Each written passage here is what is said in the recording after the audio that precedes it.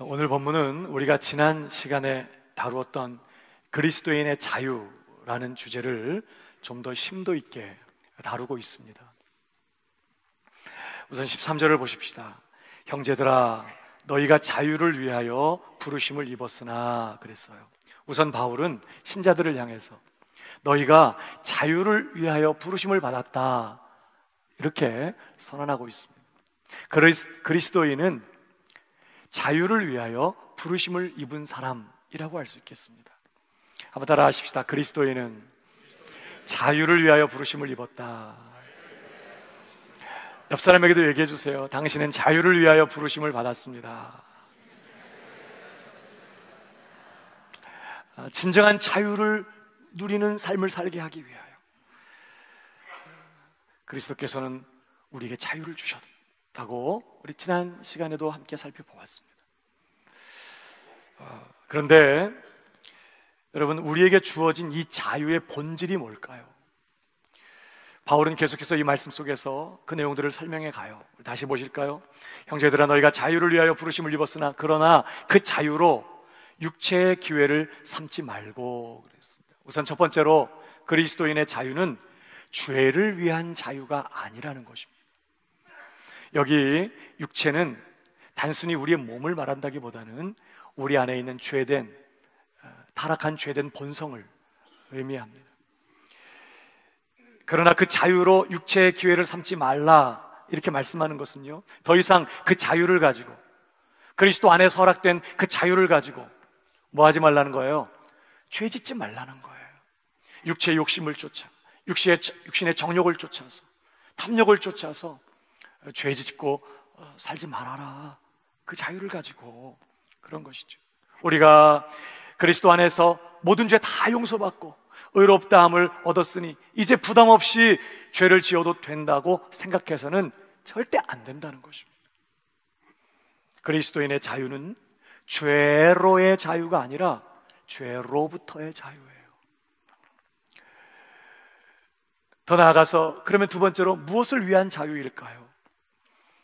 계속 보실까요? 그러나 그 자유로 육체의 기회를 삼지 말고, 자, 뭐라 그래요? 오직 사랑으로 서로 종노릇하라. 그 자유를 가지고 오직 사랑으로 서로 종노릇하라는 거예요. 그러니까 두 번째로 그리스도인의 자유는 뭘 위한 자유라는 거죠?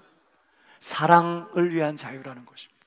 오직 사랑으로 서로 종노릇하면서 오직 사랑만 하며 살게 하시려고 주신 그런 자유라는 거예요. 그러면서 아주 중요한 말씀을 이어가는데요, 14절, 온 율법은 내 이웃 사랑하기를 내 자신같이 하라 하신 한 말씀에서 이루어졌나니. 무슨 말씀일까요? 온 율법을 하나로 딱 요약하라면 내 이웃을 내 자신같이 사랑하라, 한마디로 말하면 사랑하라 하는 이 말씀으로 요약할 수 있다는 거예요. 율법의 핵심 요구가 뭐냐? 사랑하라 하는 것입니다. 그래서 사랑하는 사람은 율법을 다 이룬 자가 된다는 것입니다. 그러면서 그 다음 절, 만일 서로 물고 먹으면, 무슨 말일까요? 서로 사랑하지 않으면, 서로 미워하면, 서로 싸우고 다툰다면 그 말이죠. 피차 멸망할까 조심하라. 율법대로, 율법이 요구하는 대로 그렇게 사랑하지 않으면 멸망당하게 될 것이라고 경고하고 있는 거예요. 이상하지 않습니까? 아니, 지금까지 예수 그리스도께서 율법의 저주와 속박에서 우리를 구원하셨다고 해놓고 왜 또다시 율법 이야기를 하는 거죠? 율법대로 사랑하지 않으면 멸망할 거라고 왜 경고하는 거죠? 우리는 여기서 다시 한번 율법이 정확히 무엇인지를 이해할 필요가 있어요. 율법은요, 한마디로 말하면 이런 것과 같습니다. 인간을 창조하신 창조주 하나님의 인간 창조 목적 선언문과 같은 거예요, 율법은. 다시 말하면 율법은 인간을 향한 하나님의 기준, 인간을 향한 창조주 하나님의 그 목적을 우리에게 분명하게 드러내주고 보여준다는 것입니다. 하나님이 뭘 목적하고 인간을 만들었느냐, 하나님은 인간이 어떤 모습이 되기를 처음부터 원하셨느냐 하는 것을 율법을 통해서 드러내셨다는 거예요. 그런데 그 율법의 핵심 내용이 뭐라고요? 사랑하라는 것입니다. 사랑이 그 율법의 핵심 내용이라는 거예요. 그래서 여러분 좀 더 볼까요? 로마서 13장 8절에 이런 말씀이 있습니다. 피차 사랑의 빛 외에는 아무에게도 아무 빛도 지지 말라. 남을 사랑하는 자는 뭐 했다고요? 율법을 다 이루었느니라. 왜? 사랑이 율법의 핵심이니까. 정말 사랑한다면 그는 율법을 다 이룬 것이다. 또 로마서 13장 10절, 사랑은 이웃에게 악을 행하지 아니하나니 그러므로 사랑은 뭐라고요? 율법의 완성이니라. 그러니까 율법을 통해 계시된 우리를 향한 하나님의 기준, 하나님의 목적은 다른 게 아니라는 것입니다. 우리가 오직 사랑만 하며 사는 존재가 되는 거예요. 그게 처음부터 하나님이 인간을 창조하실 때 가지신 인간을 향한 하나님의 목적이라는 거예요. 마음과 뜻과 정성을 다하여 내 전 존재를 다하여 내 하나님을 사랑하고 내 이웃을 내 몸과 같이, 내 자신과 같이 그렇게 사랑하면서 사는 존재, 이것이 처음부터 인간을 향한 하나님의 계획이었다는 거예요. 그리고 하나님은 율법을 통해서 그것을 분명하게 다시 확인시켜 주셨다는 것입니다. 여러분, 그래서요, 자, 죄가 뭐예요? 율법을 범하는 것이죠. 그렇다면 가장 심각한 죄가 뭘까? 사랑하지 않는 것입니다. 왜? 율법의 핵심이 사랑이니까. 가장 심각한 죄는 사랑하지 않는 거예요. 그래서 지금 바울이 그렇게 말한 거예요. 14절에 온 율법은 내 이웃 사랑하기를 내 자신같이 하라 하신 한 말씀에서 이루어졌나니, 만일 서로 물고 먹으면, 사랑하지 않으면, 미워한다면, 용서하지 않으면, 그 말이죠. 사랑하지 않으면 어떻게 될 거라? 피차 멸망할까 조심하라. 사랑하지 않는 것이 가장 심각한 죄라는 거예요.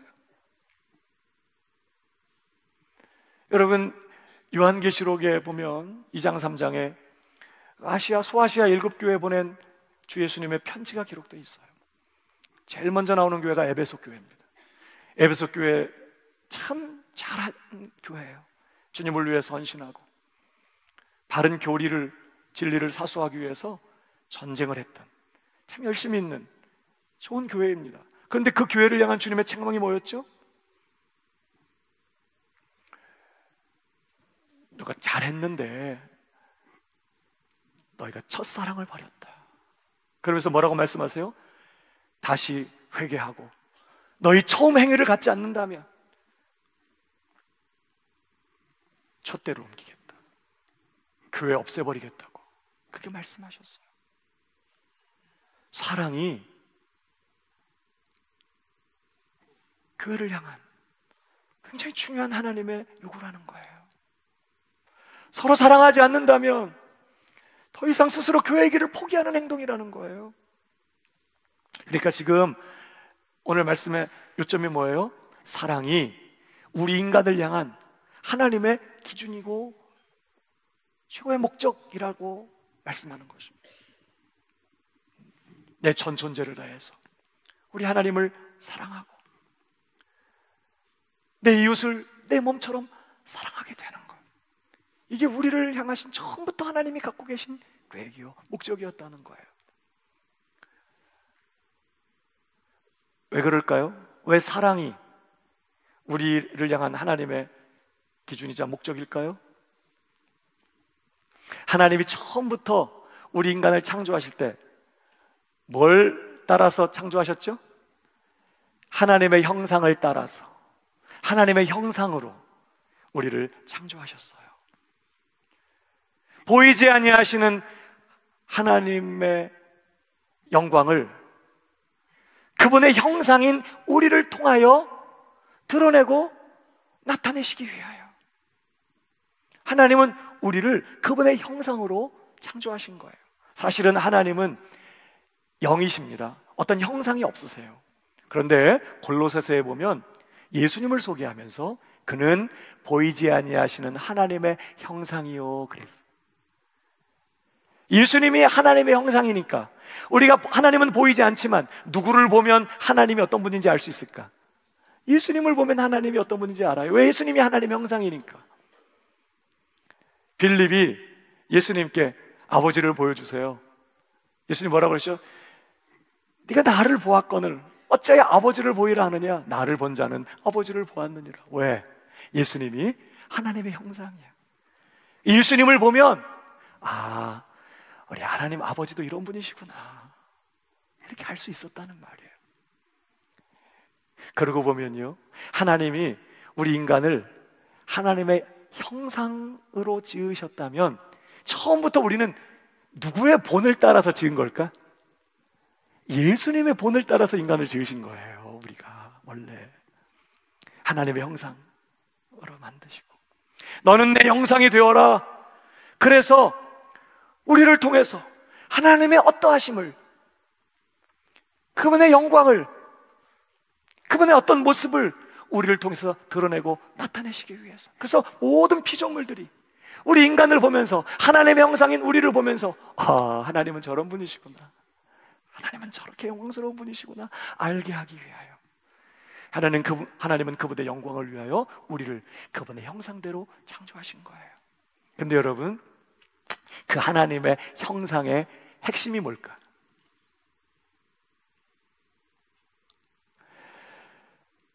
모세가 하나님 앞에 이런 기도를 한 적이 있어요. 하나님, 당신의 영광을 내게 보여주옵소서. 대단한 기도죠. 하나님, 당신의 영광을 내게 보이소서. 그러자 하나님께서 바로 대답하셨어요. 내가 내 선한 것을 네 앞에 지나가게 하겠다. 개역 한글 성경에 보면 내가 나의 선한 형상을 내 앞으로 지나가게 하겠다. 그러나 얼굴은 보지 못할 거다. 보면 죽으니까 내가 지나갈 때 너를 덮어서 네가 내 뒤를 보게 될 거다. 그러면서 하나님이 그분의 영광을, 그분의 선한 형상을 모세에게 보여주시겠다고 약속하세요. 그리고 그 다음 장 출애굽기 34장에 보면 이제 하나님께서 모세 앞으로 지나가세요. 그분의 영광을 보여주세요. 막 불이 번쩍번쩍 거리고 막 빛이 나고 막 그랬을까요? 놀랍게도 하나님은 그분의 영광을 드러내셨는데, 그분의 영광을 계시하셨는데 성경은 이렇게 기록해요. 34장 6절에 보니까요, 여호와께서 그의 앞으로 지나시며 선포하시되 여호와로라 여호와로라. 그러면서 첫 번째 자비롭고, 두 번째 은혜롭고, 세 번째 노하기를 더디하고, 네 번째 인자와, 다섯 번째 진실이 많은 하나님이라. 인자가 풍성하시고 진실하신 그런 하나님이라. 그 다음에 여섯 번째 인자를 천대까지 베풀며 악과 과실과 죄를 용서하리라. 용서하시는 하나님. 무조건 막 심판하고 멸하는 게 아니라 회개하고 돌이키고 긍휼을 구하는 죄인들을 기꺼이 용서해 주시는 하나님이라는 거예요. 그러면서 마지막 일곱 번째, 그러나 끝까지 회개하지 아니하고 끝까지 돌이키지 않는 죄인들을 반드시 형벌하시고 심판하시는, 그러나 벌을 면제하지는 않냐고 아버지 악항을 자손 3, 4대까지 보응하리라. 어떤 하나님? 공의로우신, 정의로우신 그런 하나님의 모습을 보여주셨어요. 자, 자비롭고 은혜롭고 노하기를 더디하고 오래 참으시는, 인자하시고 진실하시고 용서하시는, 그러나 회개치 않은 악한 죄인을 반드시 심판하시는 공의로우신, 이 일곱 가지, 이것이 하나님의 성품이에요. 그리고 하나님은 이것을 당신의 영광이라고 하신 거예요. 여러분, 이 일곱 가지 하나님의 영광스러운 성품, 이 하나님의 선한 형상을 한마디로 딱 요약하면 뭘까? 하나님은 사랑이시라. 빛이, 이게 밝은 빛을 스펙트럼에다가 확 통과시키면 몇 가지로 쪼개져요? 일곱 가지 색깔로 쪼개져요. 빨, 주, 노, 초, 파, 남보, 이렇게 무지개 색깔로 확 나뉘어지죠? 하나의 빛을 이렇게 일곱 가지 색깔로 나눠진다는 거예요.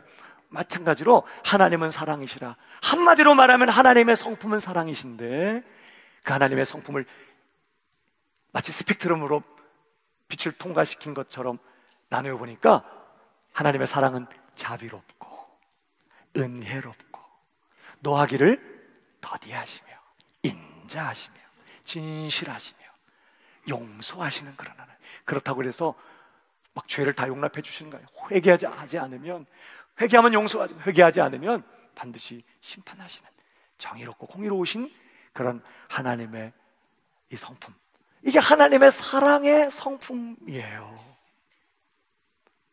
그래서 하나님 우리를 사랑하시니까 우리가 죄 지으면 간섭하시고, 잘했다 이렇게 편들어 주시는 게 아니라 너 고쳐, 버려, 내가 안 버리면 세탁기에 돌리시고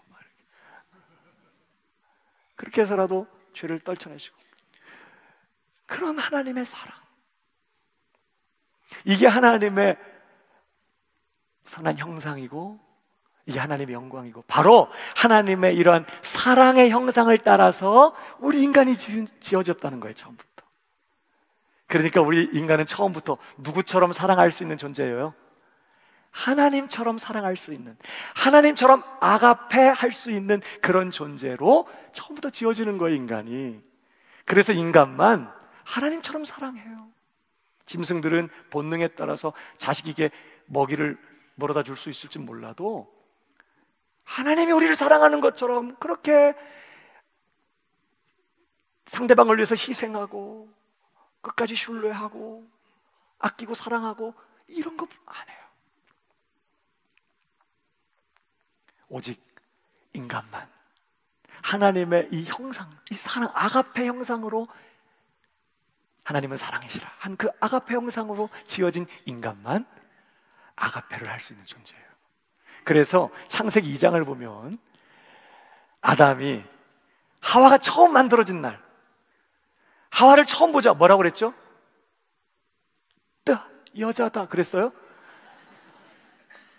너 같은 강적 처음이다 그랬어요? 여자를 딱 보자 뭐라고 그랬죠? 이는 내 뼈 중에 뼈요 내 살 중에 살이다 그랬어요. 내 뼈 중에 뼈요 살 중에 살이다. 지금 아담이 하와를 뭐처럼 아끼고 사랑하고 있어요? 자기 뼈와 살, 자기 몸처럼, 자기 자신처럼 아끼고 사랑하고 있는 거예요. 특별히 여기 내 뼈 중에 뼈, 살 중에 살 그랬는데, 예를 들면 우리 남편은 남자 중에 남자예요. 그러면 무슨 뜻이죠? 그런 말 안 해봐서 모르나요? 내 남편은 남자 중에 남자예요. 그러면 무슨 뜻이에요? 내 남편이 남자 중에 최고예요. 그런 뜻이잖아요. 내 아내는 여자 중에 여자예요. 그 말은 뭐예요? 여자 중에 내 아내 같은 여자 없습니다. 여자 중에 최고입니다. 이런 뜻이잖아요. 하와를 보면서 내 뼈 중에 뼈다, 내 살 중에 살다, 이 말은 완전 내 몸과 같은 존재일 뿐만 아니라 내 몸에서 최고다, 내 존재에 있어서 최고다, 이런 뜻이에요. 왜 그러고 있다고요? 인간이 하나님의 형상으로 지어졌어. 그래서 다른 사람을 내 몸처럼 사랑해요. 그런데 3장에 가면 그 인간이 타락해요. 그래서 어떤 일이 벌어지죠? 하나님이 아담을 보시면서 너 왜 불순종했냐? 너 왜 따먹었느냐? 이러면서 선악과를 따먹은 그 책임을 추궁하시니까 아담이 뭐라고 그랬어요? 하나님 당신께서 나와 함께하게 하신 그 여자가 따먹으라고 그래가지고 따먹었다고, 하나님이 나에게 주신 그 여자 때문에 내가 지금 죄를 범했다고 그렇게 핑계를 대요. 타락하기 전이라면 어떻게 말해야 되는 거죠? 내 뼈 중에 뼈, 살 중에 살. 그러니까 하와는 나 자신과 같다. 하와의 죄는 내 죄예요. 하나님, 제가 잘못했어요. 제가 잘못했네요. 제가 좀 더 잘 말했어야 되는데 제가 죄인입니다. 여자는 건드리지 마세요. 저를 죽이세요. 그게 사실은 원래 그랬어야 되는데 지금 이상해졌어요. 사람이 타락하고 나서 사람 이상하게 바뀌었다는 거예요. 4장으로 가면 이제 가인과 아벨 이야기가 나와요. 거기 보면 무슨 일이 벌어지죠? 가인이 아벨을 시기해서 우리 들로 가자. 그리고는 들판에 가서 어떻게 했죠? 돌로 쳐서 동생을 죽여요. 그냥 사고로 죽은 게 아니에요. 죽으라고 돌로 쳤어요. 어떻게 이럴 수 있죠? 지금 뭔 얘기를 하는 거예요? 하나님의 이 사랑의 형상으로 지음받은 인간이 타락하게 되자 이제는 뭐예요? 처음에는 막 내 뼈 중에 뼈, 살 중에 살을 막 이렇게 마치 상대방을 내 자신처럼 아끼고 사랑하고 귀하게 여기던 그런 사람이 이제는 어떻게 됐어요? 타락하고 나니까 사람을 탓하고 미워하고 심지어는 미워서 죽이는 이런 자리까지 추락하고 말았다는 거예요. 여러분, 타락의 가장 치명적인 결과가 뭐라는 거죠?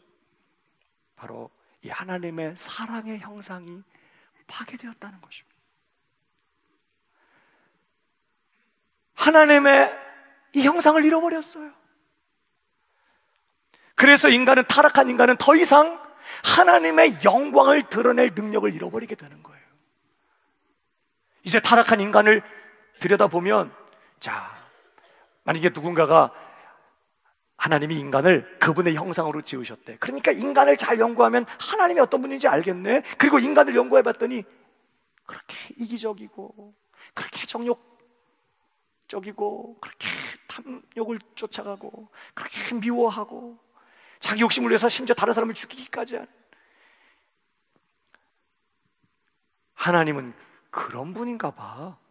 이렇게 됐다면 여러분, 나에 대해서 누군가가 이상하게 말해갖고 주변의 사람들이 나를 막 오해하게 됐다면 마음이 굉장히 속상하겠죠. 지금 하나님이 우리를 통해서 영광을 받는 게 아니라 하나님의 모습이 우리를 통해 드러나는 게 아니라 굉장히 망가져버린 바람에 우리 인간이 하나님의 형상을 잃어버린 바람에 더 이상 하나님의 형상이 되지 못하고 하나님의 영광을 드러내지 못하는 거예요. 형상을 잃어버렸어. 그 영광을 드러낼 능력을 상실했어요. 로마서는 뭐라고 말하죠? 3장 23절 다 같이 시작. 죄를 범하였음에 하나님의 영광에 이르지 못하더니. 이제 하나님의 영광의 기준에 이르지를 못해요. 끔찍해졌어요. 뿐만 아니라 타락한 인간은 더 이상 자신이 무엇을 위해 지음받았고 무엇을 위해 지금 이곳에 존재하고 있는지 그 사실도 알지 못한 채 살아요. 존재 목적을 잃어버렸어. 너는 내 형상이 되어라. 그래서 있는 곳에서 그 사랑의 성품을 통해, 그 사랑의 삶을 통해, 그 아가페하는 모습을 통해 하나님이 어떤 분이신지를 주변의 사람들에게, 존재들에게 드러내는 그런 하나님의 영광을 위해 지음받은 인간이 이제는 자신의 존재 목적을 상실한 채 살아요. 그냥 먹기 위해 살고 살기 위해서 또 먹고 그렇게 살아요. 목적을 잃어버렸어. 뿐만 아니라 타락한 인간은 자신이 얼마나 철저하게 망가져 버렸는지, 자신이 얼마나 철저하게 타락하고 부패해졌는지 깨닫지도 못한 채, 그리고 그렇게 철저하게 망가졌기 때문에 하나님의 진노와 심판 아래에서 영원히 폐기 처분될 수밖에 없는 그런 운명에 있다는 사실조차도 알지 못한 채 오늘을 사는 그런 존재가 되어버렸어요.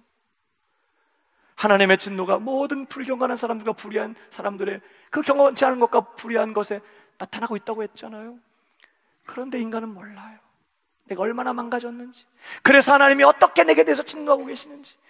여러분, 이 마이크가 소리가 안 나. 이제 망가져서. 그럼 어디다 써요? 이거 뭐 이쑤시개로 쓸까요? 이제 이 마이크가 망가져서 소리를 못 내면 어떻게 해요? 쓰레기통에 버려야지. 이거 어디다 쓰겠어요? 폐기 처분하는 거예요. 존재 목적을 잃었으니까, 가치가 없으니까. 이제 하나님의 영광을 더 이상 드러내지 못하고 하나님의 형상이 되지 못하는 인간은 영원히 폐기 처분당할 수밖에 없는 그런 아주 심각한 상태에 지금 있는 거예요. 근데 인간은 전혀 그런 사실 알지도 못한 채 살고 있어요.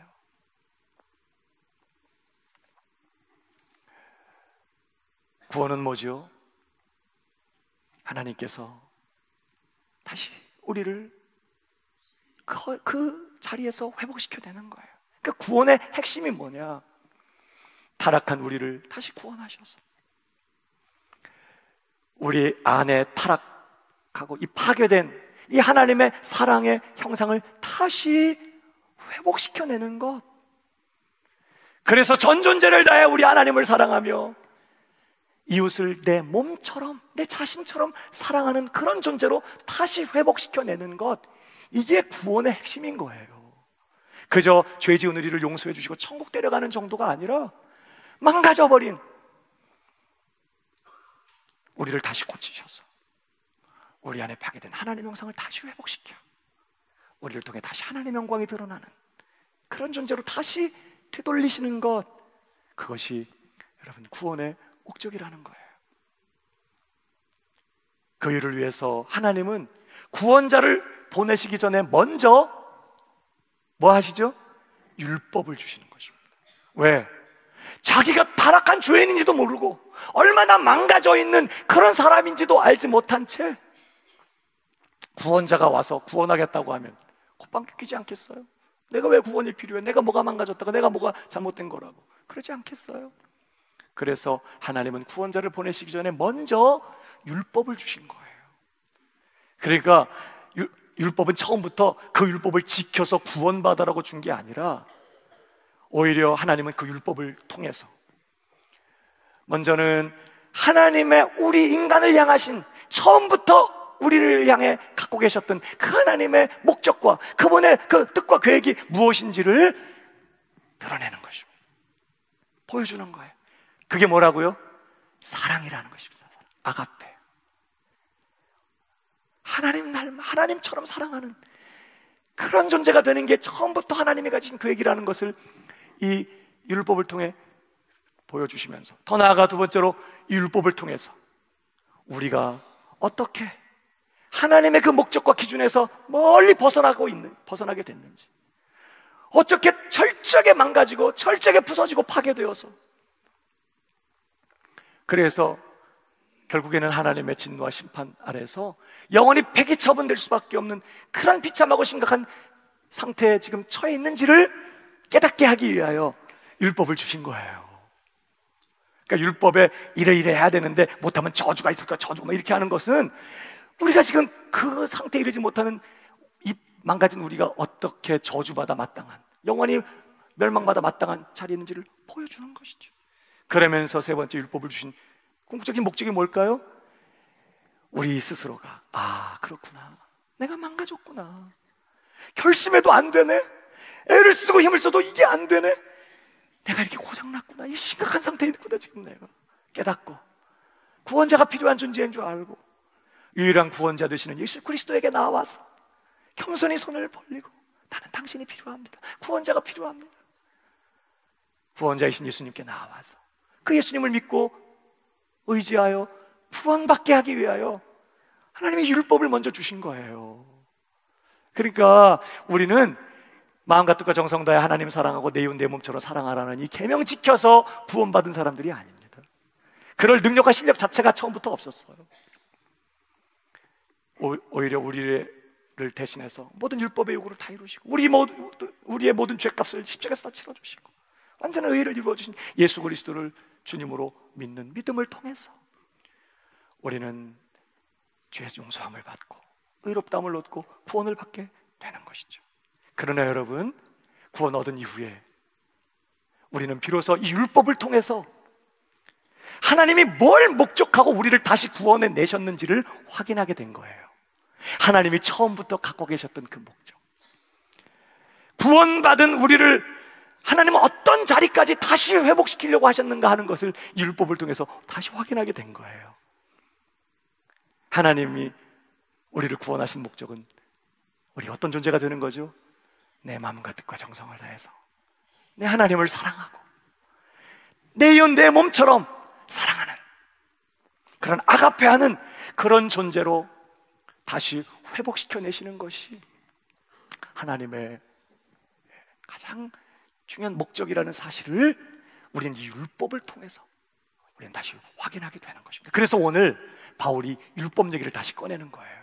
우리는 율법을 지켜서 구원받는 사람 아니지만 율법은요, 결과적으로 하나님이 처음부터 우리를 향해서 가지신 목적이 뭐냐?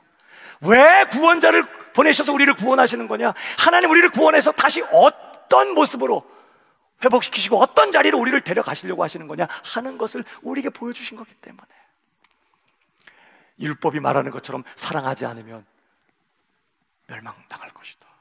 그 사람은 신자 아니라는 거예요. 여러분, 그래서 예수님이 우리에게 주신 계명도 하나예요.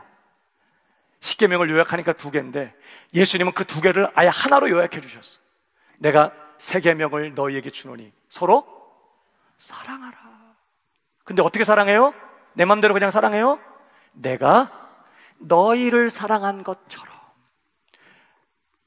하나님이 우리 사랑하시는 것 같이 하나님의 사랑 본받아서 그 말이잖아요. 너희가 서로 사랑해라.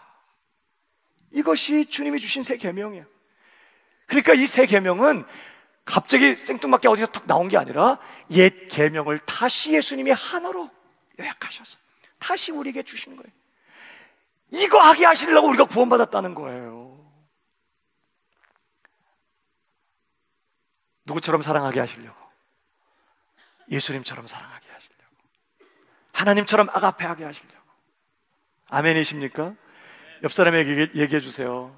예수님처럼 사랑하겠습니다. 근데 우리 문제가 뭐죠? 이렇게 밝은 얼굴 예수님처럼 사랑하겠습니다 하지만 우리 마음에 어떤 생각이 들어요? 근데 그게 쉽지 않겠네. 사실 맞아요. 여러분, 우리가 예수님처럼 사랑하는 일이 사실 우리에겐 불가능해요. 하나님처럼 아가페하는 실력이 사실 우린 처음부터 없었어요. 우리는 은혜로 용서받았고 은혜로 예수 믿어 구원받았고, 우리는 은혜로 예수 믿어 하나님의 자녀가 된 사람들일 뿐이에요. 우리는 여전히 우리 힘으로는 하나님의 뜻을 쫓아서 이 율법을 통해 계시된 것처럼 하나님의 뜻대로 사랑만 하며 살 수 있는 능력 자체가 우리에게는 없는 사람들이에요. 그런 우리가, 그저 하면 죄밖에 지을 것이 없는 우리가 어떻게 이 율법이 요구하는 대로 정말 전존재를 다해 하나님을 사랑하고 이웃 사랑하는 이런 게 가능해질까요? 그 비결이 16절인 것입니다. 우리 한번 읽어볼까요? 16절. 자, 서로 물고 먹으면 피차 멸망할 것이다 해놓고 16절 다 같이 시작. 너희는 성령을 따라 행하라. 그리하면 육체의 욕심을 이루지 아니하리라. 답은 누구세요? 성령이십니다. 여러분, 우리 힘으로는요 절대 죄 짓지 않고 살 수가 없어요. 우리 힘만으로는 절대 하나님의 뜻대로 오직 사랑만 하며 사는 거 불가능해요. 하나님이 그걸 알아. 그래서 하나님은 구원받은 우리들에게 누굴 보내셨어요? 우리 안에 성령을 보내주신 거예요. 오직 성령의 도우심과 그의 능력으로만 죄 짓지 않고 사는 일이 가능해요.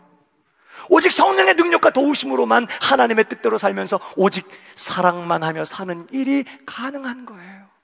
그래서 우리에게 주신 그 자유요, 처음부터 하나님의 형상으로 지음받아 마치 새가 천국을 훨훨 자유롭게 날아가는 것처럼 다시 하나님의 형상을 회복하고 원수까지라도 사랑하면서 오직 아가페만 하며 사는 그런 진짜 자유로운 인생 되게 하기 위하여 우리에게 주신 그 자유 누리게 하기 위해서 우리 안에 성령을 보내주신 거예요.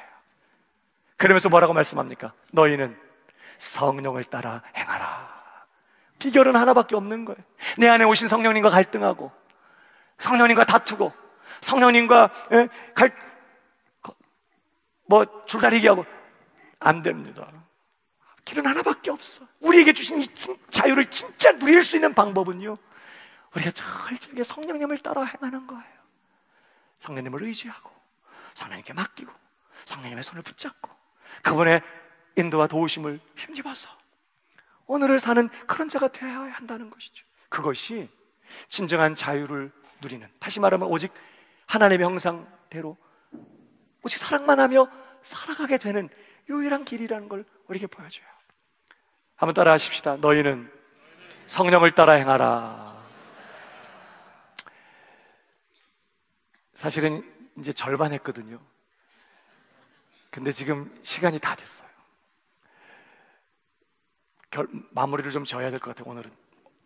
여러분, 그래서 바울이 이 부분을 좀 더 구체적으로 다루면서 왜 우리가 성령을 따라 행해야만 하는지에 대한 이야기를 이어가요. 조금만 더 보고 맞춰요. 17절, 육체의 소욕은 성령을 거스리고 성령은 육체를 거스르나니 이 둘이 서로 대적함으로 너희가 원하는 것을 하지 못하게 하려 함이라. 너희가 만일 성령의 인도하시는 바가 되면 율법 아래 있지 아니하리라. 육체의 일은 분명하니 곧 음행과 더러운 것과 호색과 우상숭배와 주술과 원수 맺는 것과 분쟁과 시기와 분냄과 당짓는 것과 분열함과 이단과 투기와 술 취함과 방탕함과 또 그와 같은 것들이라. 전에 너희에게 경계한 것 같이 경계하노니 이런 일을 하는 자들은 하나님의 나라를 유업으로 받지 못할 것이요.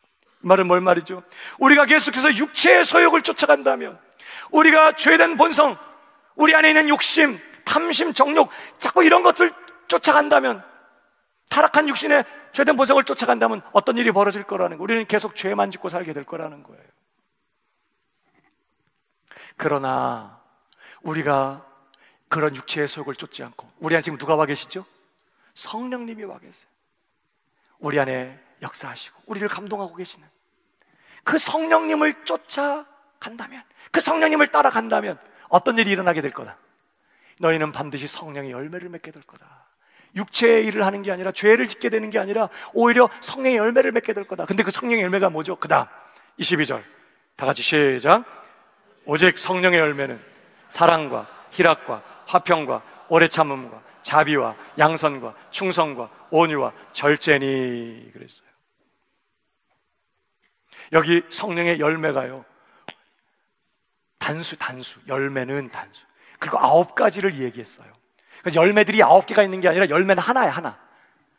한마디로 말하면 뭘까요? 열매가 사랑이에요. 희락, 화평은 사랑의 다른 차원들이, 성령의 열매 9가지 차원. 근데 그걸 대표적으로 한마디로 말하려면 성령의 열매는 사랑이에요. 사랑. 우리가 육체의 소욕을 쫓아가면 죄만 짓고 살게 되지만, 우리가 우리 안에 계시는 성령을 쫓아가고 성령의 소욕을 따라가고 성령의 인도를 받고 성령께 순종하며 성령을 쫓아가게 된다면 우리는 반드시 성령의 열매인 뭘 하게 될 거다? 사랑, 아가페 열매를 맺게 된다는 거예요. 진정한 자유 누리며 살 수 있게 된다는 거예요. 그러니까 오직 사랑만 하며 사는 이 자유를 누리게 하기 위하여 하나님은 우리 안에 성령을 주셨어요. 우리 방법은 하나밖에 없어요. 자유를 누리며 승리한 인생을 살기 원한다면 성령을 따라 행해야 되는 것이죠. 우리가 성령을 따라 행하기 위하여 필요한 게 3가지가 있어요. 다음 주에 하겠습니다. 우리 옆 사람에게 인사하겠습니다. 성령을 따라 행합시다. 우리 모두 자리에 일어나겠습니다.